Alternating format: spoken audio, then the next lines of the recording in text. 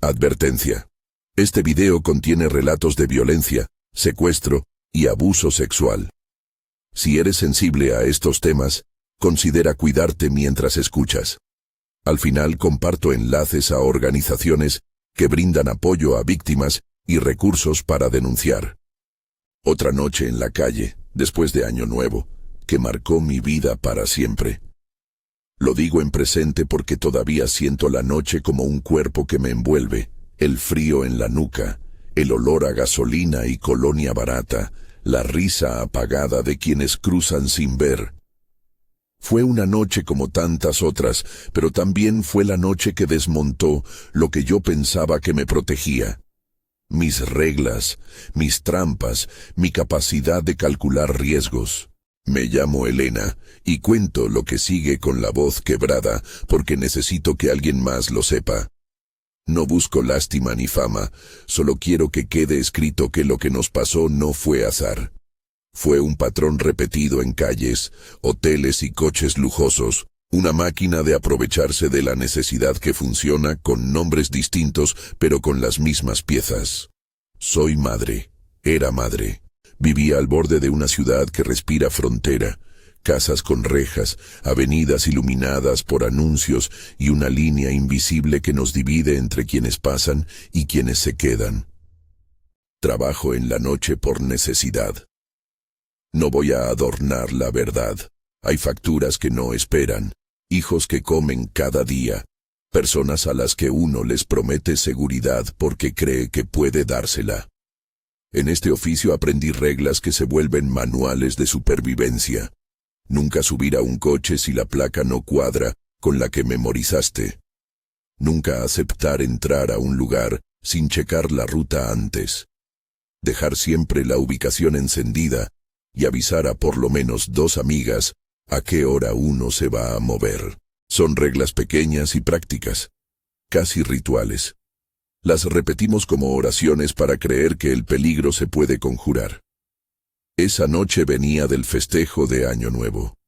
Habíamos trabajado hasta tarde, y la ciudad todavía olía a pólvora y a champán barato. Me sentía cansada y ligera al mismo tiempo. La madrugada trae un tipo de desidia que a veces confunde la prudencia. Un hombre me ofreció más dinero del que suelo recibir en 3 noches juntas. Ofreció privacidad, una habitación en un hotel, VIP, cena y sobre todo, promesas de seguridad. Tengo gente, dijo. Te llevo y vuelves sin problemas. A veces las promesas suenan como música cuando lo que uno necesita es el dinero en el bolsillo para pagar la renta y comprar leche. Antes de tomar la decisión, repasé las reglas como quien repasa nombres de emergencia. Miré su coche, un sedán oscuro, vidrios polarizados y una placa que no alcanzaba a leer del todo por la luz. Me pidió que subiera, que confiara. La costumbre me hizo pedirle que se detuviera a la entrada de la colonia para confirmar. Él asintió con esa sonrisa que no llega a los ojos. Le dije mi nombre y mi número y pedí que, por favor, si algo iba mal avisara a alguien. Todo eso suena ingenuo, lo sé, pero cuando la oferta viene con billetes y con la palabra seguro, uno afloja la tensión que mantiene las manos tensas en los bolsillos. Recuerdo que pensé en mi hija mientras cruzábamos el puente que separa la ciudad del área de hoteles. Pensé en que si algo salía mal, había dejado a alguien que debía volver a cargarme la culpa de la imprudencia. Pensé también en aquellas tardes en las que me enseñaron a memorizar placas como si fuera una contraseña que abre o cierra salvación. Miré la carretera y vi cómo las luces se movían, cómo la radio del coche emitía una música que no podía distinguir, porque mi pulso se había hecho tambor. No era la primera vez que aceptaba subir. Había veces en las que la gente actuaba de manera normal y las reglas funcionaban. Pero no todas las noches son iguales. Cuando la palabra VIP aparece en una oferta, hay gente que piensa en glamour. En mi mundo significa habitáculos cerrados, una promesa de anonimato que, curiosamente, reduce el número de testigos. A veces el VIP va acompañado de recepcionistas que guardan silencio, de botones que miran sin preguntar, de coches que esperan en la salida. Son piezas que encajan y forman un circuito del que es difícil salirse. Quiero hacer una pausa para decir algo importante.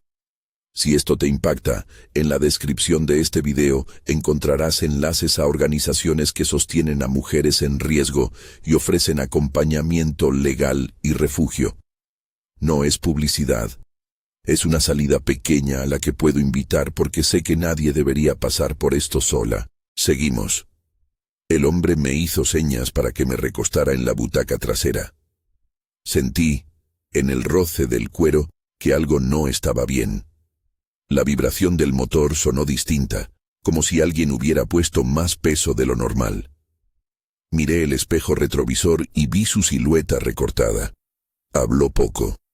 A mi lado, en el asiento delantero, había una bolsa que despedía un olor a colonia cara mezclada con algo químico que no pude identificar. Con esos detenimientos se me activan los sistemas de alerta. Sonidos, olores, una palmada en la espalda que te recuerda que estás en un cuerpo que puede ser tocado sin tu permiso. Mientras el coche tomaba una salida que no era la habitual hacia el hotel que me habían prometido, traté de recordar las rutas. La gente del barrio nos conoce, saben las carreteras seguras. Él tomó una vía secundaria que bordea zonas industriales, edificios oscuros, portones que se abren y se cierran. Le pregunté, con voz que traté de hacer firme, por qué habíamos tomado ese camino. Me respondió que era atajo, que evitaríamos tráfico. No me convenció, pero la pregunta fue respondida con una mirada que no dejaba espacio para réplica. En mi cabeza empezaron a parpadear todos los relatos que había escuchado en tertulias y en llamadas nocturnas entre amigas. Historias de mujeres que subieron a coches y no volvieron a sus casas. Relatos de personas que llegaron a hoteles VIP y nunca salieron en la mañana. Son relatos que circulan como advertencias y con el tiempo se vuelven un mapa. Hoteles que no devuelven huéspedes, recepciones que colaboran, policías que miran a cambio de una cuota. No es una paranoia, es un tejido de complicidades que se sostiene cuando nadie exige cuentas. El coche se detuvo frente a la entrada de un complejo que parecía un club privado. Luces apagadas. Un guardia que miró sin levantar el brazo. Abrieron una puerta lateral y un hombre alto nos recibió con una sonrisa que olía a disciplina. Me hicieron bajar. El aire de la noche golpeó mi cara como un bofetón. No me dejaron usar mi teléfono. Me pidieron el aparato con excusas de señal para garantizar privacidad. Es una jugada conocida. Nos piden algo que aparentemente es por nuestro bien, y así van minando nuestras defensas. Les entregué el teléfono porque pensé que era solo una medida de discreción, una tontería que no afectaría mi integridad. Dentro, la habitación estaba iluminada con luz cálida. Alguien había puesto una mesa con bebidas y una bolsa de dinero semiabierta, como si fuera una promesa tangible. Me invitaron a sentarme. No pregunté mucho. El cansancio y el efecto del alcohol que la ciudad deja en los cuerpos me hicieron más permeable. Charlé, sonreí, jugué el papel que me prometía la salida rápida. En la habitación había otras mujeres. No hablaban entre ellas. Sus miradas estaban bajas, repletas de secretos que no se atreven a compartirse con quien llegó esa noche. Noté cámaras discretas, pequeñas, en esquinas que parecían inofensivas, un objeto negro, una lente que te mira sin pestañear. No pude evitar notar la profesionalidad en la manera en que todo estaba dispuesto. Horarios, tiempos, silencio pactado. Cuando algo se organiza con ese tipo de precisión, deja de ser improvisación y se convierte en industria. La industria del abuso tiene protocolos tan eficaces como los de cualquier negocio. Entradas, flujos, control de salida, sistemas para neutralizar señales de auxilio. Digo neutralizar, con la boca pequeña, porque es un término técnico para algo que, en persona, se siente como la asfixia de la soledad. Entonces pasó lo que empieza en muchas historias. Ofrecieron una copa. No dije que no. Una parte de mí creía que eran solo bebidas, otra parte sospechaba. Recordé entonces una regla más. Nunca aceptar bebidas de desconocidos en espacios cerrados sin ver cómo se preparan. Es una regla que suena obvia hasta que el cansancio y la confianza simulan normalidad. Sentí un mareo leve que atribuía la mezcla del alcohol y el cansancio. Mi visión se volvió un poco borrosa. Las voces se hicieron distantes. Una sensación de calor se deslizó por mi piel, y con ella, la certeza de que algo no estaba bajo mi control. No quiero entrar en detalles que solo servirían para revivir el daño de manera gratuita. Lo que puedo decir es que fui sedada. No describiré las reacciones físicas con crudeza. Solo digo que mi cuerpo dejó de obedecer la idea de volver a casa. Intenté recordar los nombres de mis amigas a las que debía enviar ubicación. Intenté decirlos en voz alta, pero la lengua se me hacía pesada.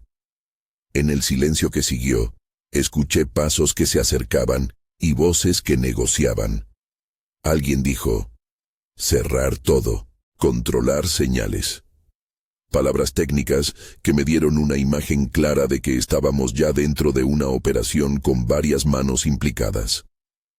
En la oscuridad de la confusión, pensé en mis reglas y en cómo, por un momento, no fueron suficientes.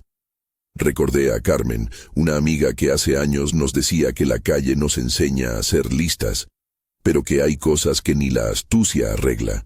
La colusión, la discreción comprada, la mirada que no pregunta. Pensé en mi hija, en la cuna que quedaba vacía esa noche, y me prometí a mí misma que si sobrevivía, contaría lo que había pasado. No por venganza, por memoria, porque el silencio es el combustible con el que se alimenta la impunidad. En la mañana siguiente desperté en un cuarto que no conocía. No voy a describir las heridas, no les quiero donar morbo. Pero sentí el peso del olvido cercano. Mis recuerdos eran fragmentos, fotografías con bordes rasgados. Fue allí donde comprendí que no era solo a mí a quien le abrían la puerta hacia el olvido. Muchas amigas no lo lograron. Se quedaron a medio camino entre el último mensaje enviado y la llamada que nunca llegó. Quiero detenerme un momento y dar contexto. Este no es un caso aislado. Organizaciones locales que documentan desapariciones y violencia en la frontera han reportado, durante años, patrones que se repiten: ofertas bajo la etiqueta VIP, uso de vehículos con placas prestadas, recepciones que facilitan la entrada y, en varias denuncias, la supresión intencional de vías de comunicación para aislar a las víctimas.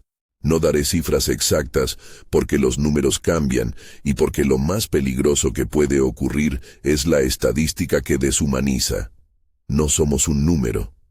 Pero quien ha trabajado en terreno con ONG y periodistas sabe que hay una tendencia. Las redes de explotación prefieren lugares de paso, hoteles y rutas que garantizan anonimato y salida rápida. Ese conocimiento no es misterio. Está documentado y circula entre sobrevivientes como mapa de lo que debemos evitar. Pocas horas después, al recuperar partes de la memoria, supe que algunas de las mujeres que estaban en aquella habitación no salieron por la mañana. Una de ellas era Sofía, a quien había saludado sin cruzar demasiadas palabras. Ella me contó, días después, que la habían llevado a un lugar distinto, que la habían amenazado si decía algo, que le dijeron que si hablaba, tomarían a su familia. Esas amenazas forman parte del arsenal de control, no solo el daño físico, sino la extensión del daño al círculo íntimo, una prisión invisible hecha de chantaje y miedo. Sofía usó un nombre distinto cuando me contó la historia, y le prometí que, si hablábamos en público, su identidad permanecería protegida. Muchas preferimos seudónimos por seguridad. En el recuerdo colectivo de quienes hemos pasado por algo similar, existen pequeñas historias que actúan como advertencias. Alejandra, por ejemplo, aprendió la lección de no aceptar nunca bebidas de alguien hasta ver que las preparaban frente a ella. Mariana memorizó placas durante meses, hasta que un día las placas se confundieron con otras, porque los coches usaban cubiertas temporales. Claudia, que trabajaba en hoteles, me contó cómo en algunos lugares las recepciones te miran como si fueras una pieza del mobiliario. Ahí, y no en todos, hay complicidades que te venden como omisiones. Al cruzar estos relatos se perfila un mapa. El patrón es más claro que lo que quisiéramos admitir. Oferta, sedación o manipulación, aislamiento físico y digital, control mediante amenazas, desaparición o daño. Ese patrón no es misterio, es la especificidad con la que operan redes que han perfeccionado un método. Y el método funciona porque la impunidad es su ingrediente principal. La impunidad es lo que permite que haya gente para recibir la mercancía, que haya personal para coordinar y que haya relojes que apuntan la hora exacta de salida. No quiero que suene como fatalismo. Hay cosas que cambian. He visto a mujeres escapar, resistir, denunciar y buscar ayuda. Hay ONG que ofrecen rutas de salida, abogados que han tomado casos con valentía y periodistas que han puesto luz en lugares donde reinaba oscuridad. Pero la sensación más común después de una noche como la que viví es la vigilancia constante. Aprendes a vivir con la certeza de que el peligro puede volver a aparecer en el brillo de un coche, en una oferta que promete demasiado o en una sonrisa que no mira los ojos. Esto que cuento no busca dramatizar lo que vivimos, sino mostrar la lógica de una máquina que se alimenta de nuestra necesidad y de la aceptación de su secreto por parte de oficiales, recepcionistas, choferes y a veces familias que callan por miedo. La frontera, físicamente, es un lugar donde las leyes se tensan. Simbólicamente, esa frontera deja pasos sin vigilancia, donde el tránsito de personas se vuelve mercancía. Antes de seguir, te recuerdo de nuevo, si esta historia te toca, en la descripción hay un enlace a organizaciones que trabajan con mujeres en riesgo. Ellas pueden orientar, acompañar y en muchos casos, ofrecer refugio. Compartir esta historia y apoyarlas no es un gesto pequeño. Es un acto que mantiene la memoria viva y la posibilidad de romper patrones. Volviendo a esa noche, al principio pensé que la confusión y el mareo eran momentáneas. Me juré que no iba a perder el control, y con una fuerza que todavía no sé de dónde salió, traté de moverme, de empujar una puerta, de gritar. Mis palabras salían en murmullo. En la habitación había ventanas con cortinas gruesas. La luz del día no entraba. A veces mantienen ventanas así para que nadie vea hacia afuera. Sentí la presencia de más cuerpos que no reconozco. Algunos amenazantes, otros callados por instrucción. En el instante en que comprendí que la salida no sería fácil, una voz me dijo que la policía no ayudaría, que hablar traería consecuencias mayores. Esas frases se clavan más que las manos. Te dicen que la ayuda no llegará porque el sistema está comprado o cansado o corrupto. Quisiera decir que tuve una revelación heroica en ese instante. No fue así. Tuve miedo, mucho miedo, y una rabia que no sabía dónde colocar. Recordé entonces la costumbre de las mujeres de este trabajo. Registrar las placas, anotar rostros, hacer cuentas de los lugares. Empecé a buscar entre mis recuerdos cualquier ítem que me sirviera. Nombres, marcas de coches, rostros. No siempre funciona. Pero guardar detalles es una manera de resistir. Convierte el olvido en evidencia personal. En un momento, alguien me puso un pañuelo en la boca. No describiré el método porque no quiero que esto funcione como instrucción para otros. Solo diré que el mundo empezó a girar de otra manera. El tiempo se desaceleró, y cada respiración fue una elección. En medio de ese deslizar del cuerpo y la mente, escuché un teléfono sonar en otra habitación. Una voz respondió y dijo que estaba todo en orden, que las cosas iban según lo planeado. Escuchar esa conversación me llenó de asco y de claridad. No era un accidente, era un plan. Al salir de aquella habitación, no diré cómo, Llegué a un pasillo que parecía una línea de espera. Había puertas que se abrían y se cerraban con la misma cadencia de un reloj.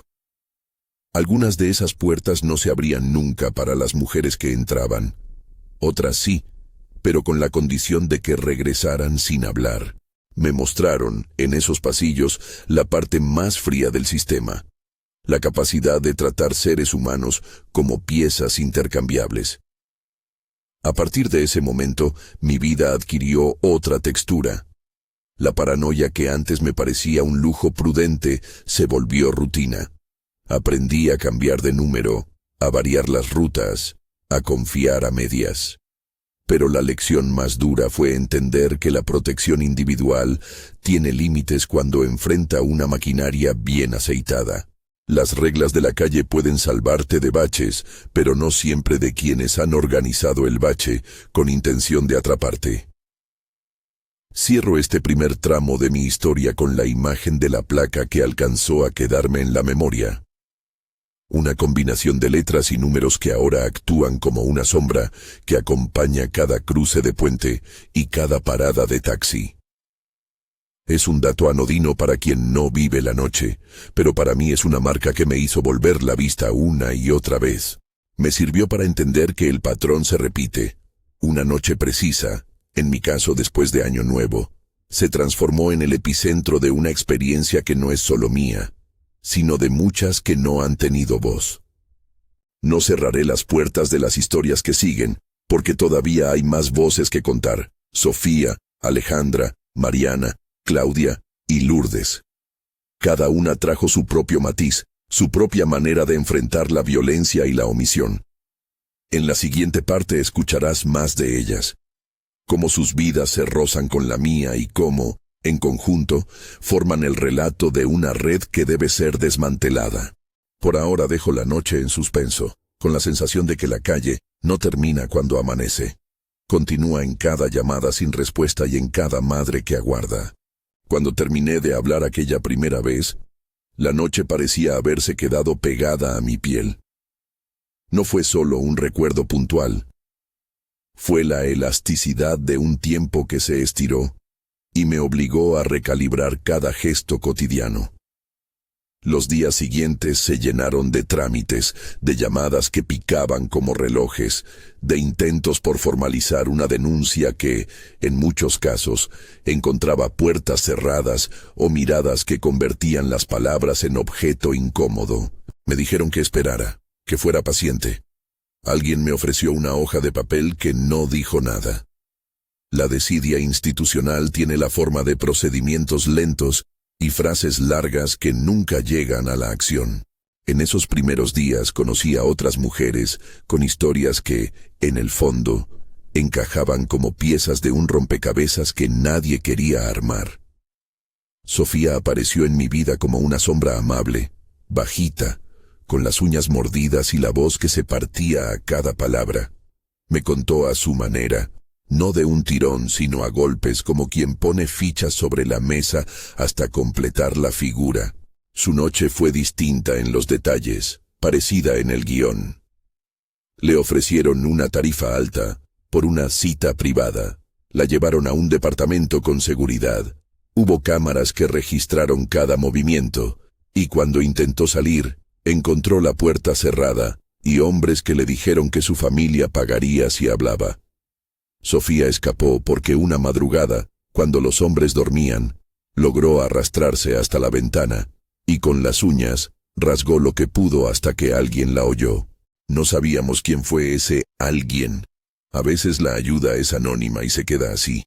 Una luz que evitó una tragedia, pero que no alcanzó a iluminar los nombres detrás de la red. Alejandra llegó después, con una historia que tenía en la voz el cansancio de quien repite una lección aprendida a fuerza de golpes. Ella trabajaba en un punto de la ciudad que por la noche se transforma en un tablero de movimientos. Sedanes oscuros, teléfonos que suenan a horas improbables, gente que promete puertas seguras. A Alejandra la llamaron para un servicio VIP en un hotel de la periferia.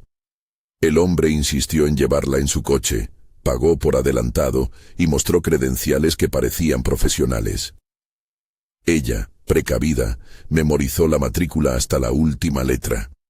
Esa costumbre la salvó en otra ocasión, porque pudo transmitir datos a una amiga antes de entrar, pero en su caso no fue suficiente.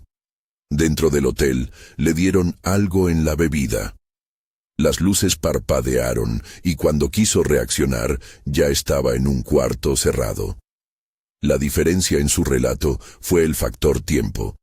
Tardaron en llevarla a otra locación, una cadena de traslados que disuelve pistas. Alejandra no tuvo la suerte de Sofía. Salió, sí, pero con amenazas que pintaron su vida de grises y con la certeza de que quienes la esperaban fuera eran parte de una telaraña más amplia. Mariana tenía un punto de vista distinto porque trabajaba en hoteles. Ella veía los engranajes desde dentro. Recepcionistas que no preguntaban, botones que desviaban la mirada, reservaciones hechas con nombres falsos y consumos pagados en efectivo sin facturación. Me dijo que algunas noches podía oler el protocolo como si fuera perfume barato, una interacción, un gesto, una señal convenida. En su voz había hastío, pero también una claridad clínica. Describió cómo los espacios diseñados para el confort pueden mutar en cárceles. Me relató casos donde las habitaciones se cerraban con llaves que nadie más tenía, donde las cámaras eran colocadas con fines que no eran la seguridad del huésped. Ella contó también la complicidad, no porque todos los empleados lo fueran, sino porque el sistema premia la omisión y castiga la curiosidad. Si preguntas mucho, te empiezan a ver como problema, me dijo una tarde, mientras cerraba el cuarto de costura del hotel y escondía debajo de la plancha fotos que las mujeres le daban por si algo pasaba. Lourdes, que en el barrio todos llaman Luna, llegó con 2 hijos y una mochila de papeles urgentes, cartas de escuela, recibos vencidos, la amarga evidencia de que la necesidad empuja a decisiones que no siempre son elecciones libres. Luna fue forzada a aceptar una ruta que parecía segura, un coche que decía trabajar para ejecutivos, promesas de un pago que resolvería la deuda de luz de su casa. Dentro la encerraron en un lugar donde el ruido del mundo se apagó. Cortinas gruesas, ventanas selladas y hombres que se movían con la precisión de quienes hacen de la violencia una rutina laboral. Ella no fue filmada con fines de erotización pública como en algunos relatos que circulan. Su caso tenía otro sello. Amenazas directas a su familia en su pueblo, llamadas con voces retándola a denunciar bajo pena de consecuencias que nunca quisieron emprender en público. Luna huyó una madrugada cuando uno de los hombres le dejó la llave en la mesa por un descuido. Salió corriendo con lo poco que pudo, y desde entonces vive con la idea de mudarse varias veces, hasta sentir una geografía que la convenza de seguridad. Claudia, por su parte, llegó con la carga de intentos. Ella había sido madre joven. Su hijo tenía 5 años y una risa que llenaba el departamento. Claudia fue víctima de una modalidad diferente. No la sedaron en una habitación cerrada, sino que fue sometida a un chantaje personal. Le dijeron que si hablaba, publicarían imágenes comprometedoras. Le prometieron que, si no se portaba bien, le quitarían la custodia. En su relato se siente la violencia administrativa. El daño que no deja marcas físicas, pero que destruye la capacidad de reclamación y la estabilidad familiar. Claudia aprendió a no confiar en los procesos legales porque, en su experiencia, los expedientes se pierden, las fiscalías demoran y, en muchas ocasiones, la palabra de una mujer vale menos que una cuartilla de efectivo. Entrelazando estos relatos, se forma un tapiz que no admite la idea de casos aislados. Hay coincidencias en los métodos, rutas secundarias, habitaciones que no registran salidas, llamadas que pierden señal, y la presencia reiterada de hombres que, según los testimonios, funcionaban como contactos o facilitadores. Desde fuera, se diría que es una maquinaria, Oferta atractiva, transporte en coches de lujo o aparentes ejecutivos, espacios vigilados y una red que asegura su continuidad mediante la omisión o el pago de quienes podrían intervenir. El vínculo entre la noche y la frontera se hace patente en nombres de zonas que suenan a paso: Las Riberas, Campestre, el corredor de hoteles. Es allí, en esos límites, donde la ley parece aflojar su agarre. En medio de nuestras charlas empezamos a buscar apoyo. Llegamos a una ONG que trabaja con mujeres en riesgo y nos dio algo que necesitábamos como aire: un lugar para hablar sin que nos miraran como culpables, asesoría legal y, lo más esencial, un registro. Con el tiempo supe que esas organizaciones, pequeñas, mal financiadas, enormes en ganas, llevan años documentando patrones similares. Una activista que trabajaba con ellas me dijo algo que guardo como brújula. La memoria colectiva es una herramienta de protección. Si contamos, el mapa deja de pertenecer solo a los depredadores. Fue con esa mirada que empezamos a juntar pruebas. Fotos de placas que se repetían, nombres de hoteles que aparecían una y otra vez en las agendas de los hombres que nos contactaban, testimonios que hablaban de recepciones cómplices. No pretendíamos resolver todo. Pretendíamos crear un archivo que impidiera que nuestras historias se volvieran polvo. Un periodista local, al que llamaré por respeto el reportero, tomó interés en nuestras voces. No era el primer profesional que nos escuchaba, y la distancia entre la palabra y la publicación a veces se convierte en un riesgo si no está bien manejada. Él nos pidió anonimato en los casos donde había riesgo real, y en otras quiso acompañarnos en la denuncia pública. Sus notas no ofrecían soluciones mágicas, pero sí iluminaron un circuito que hasta entonces se presentaba como rumor. En una de esas notas, el reportero citó informes que hablaban de un incremento en desapariciones y de patrones similares en distintas ciudades fronterizas. No voy a reproducir cifras exactas porque los números varían, pero puedo decir que el eco de esas investigaciones obligó a que algunas instancias públicas abrieran carpetas de investigación. Abrir una carpeta no equivale a justicia, lo sé, pero fue un paso que antes no ocurría. La presión mediática también mostró sus límites. Pocos días después de que algunos relatos salieran a la luz, recibimos señales de que ciertas personas, recepcionistas, botones, choferes, habían sido advertidas y que, en algunos lugares, el trato hacia nosotras se volvió aún más hostil. Hay algo perverso en sacar luz.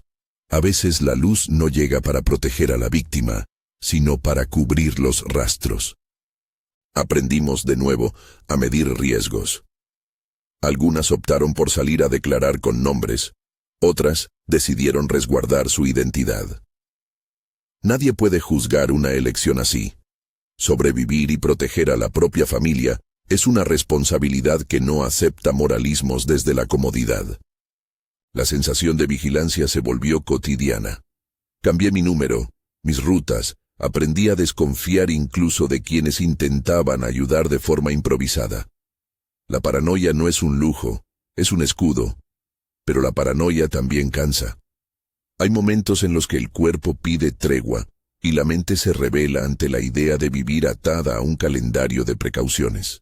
Mientras tanto, en reuniones con la ONG y el reportero, comenzamos a trazar un plan menos impulsivo y más organizado: reunir testimonios, documentar coincidencias, respaldar cada relato con datos que pudieran sostener una investigación más amplia. Hicimos listas, tomamos fotos de coches en la calle sin perseguir a nadie, guardamos capturas de mensajes, fuimos a la policía a presentar denuncias y en varios casos las denuncias simplemente se archivaron. Cuando preguntábamos por qué, nos daban respuestas burocráticas que sonaban a callo: prioridad, falta de pruebas, necesidad de más testimonios. Esos plazos administrativos que para alguien con tiempo son esperables, para nosotras equivalían a una condena a la espera.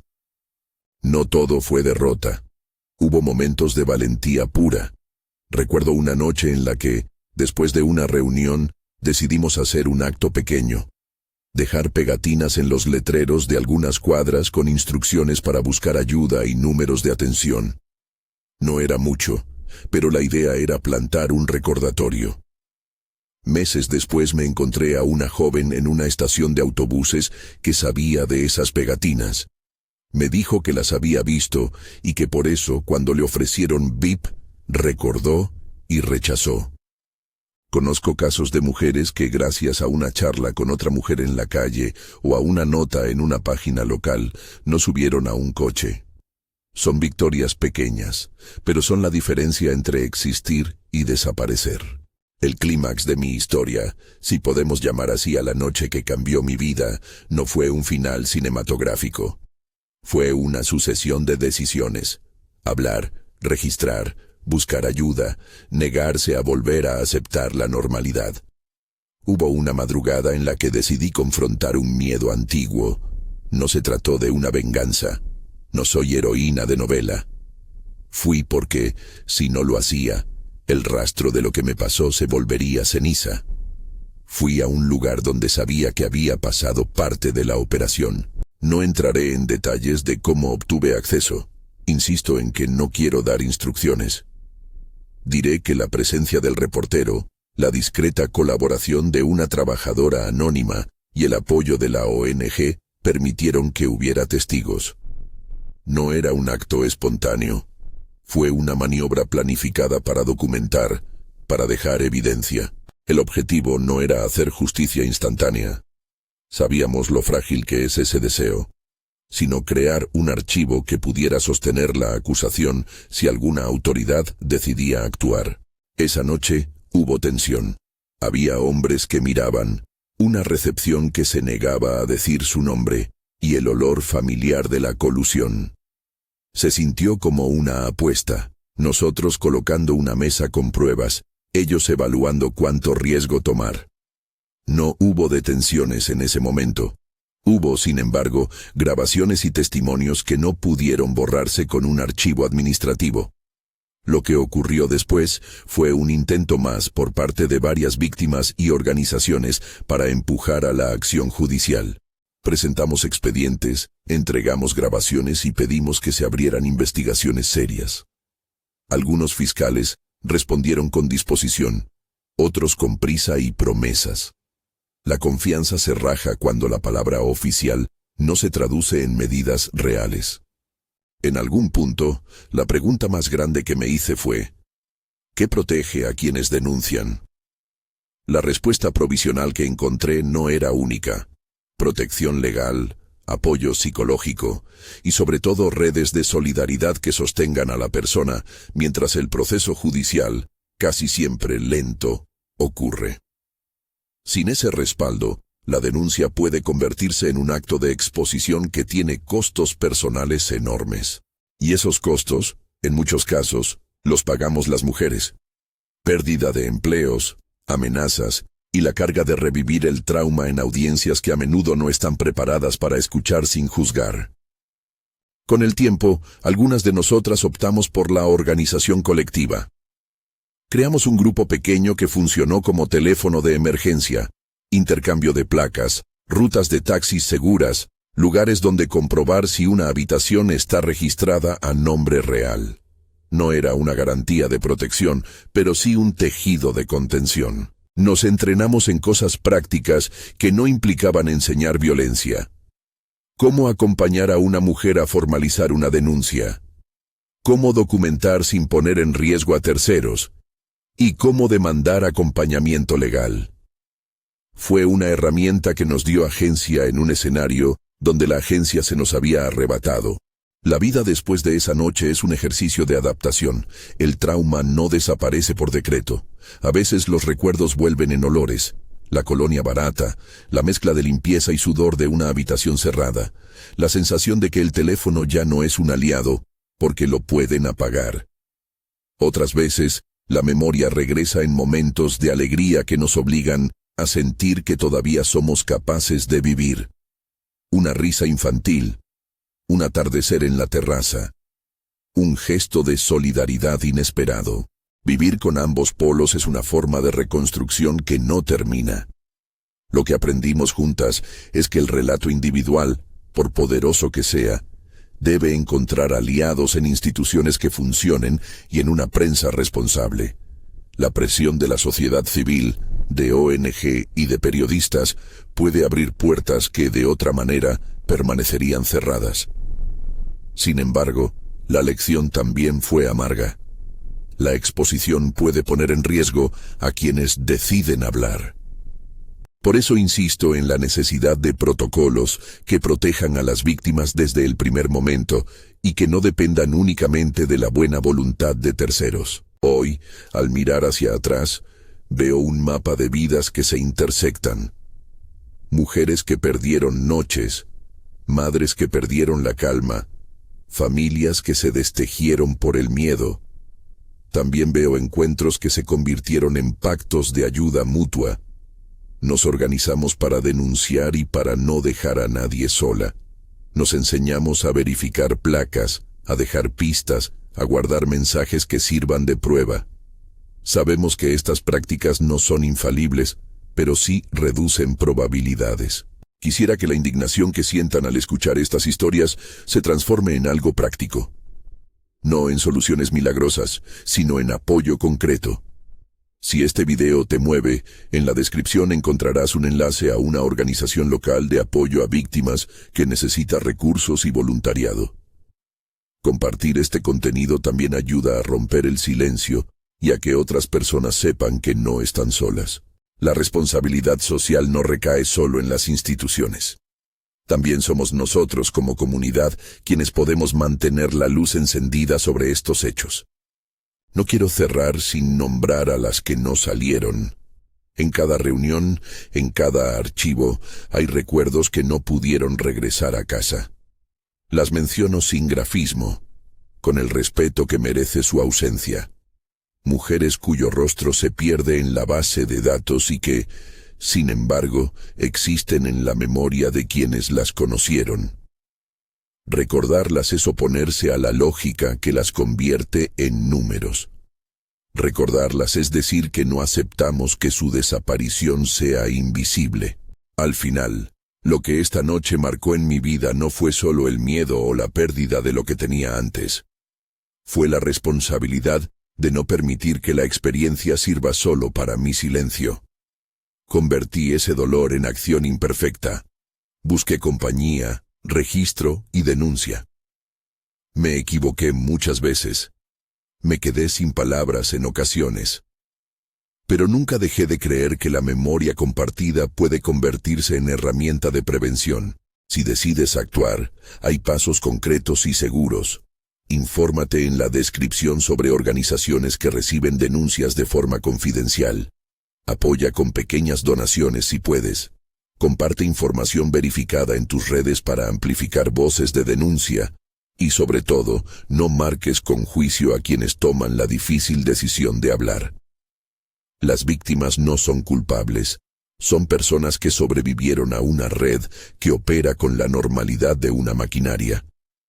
Cierro con la imagen que llevo conmigo, la de un amanecer que no mentira.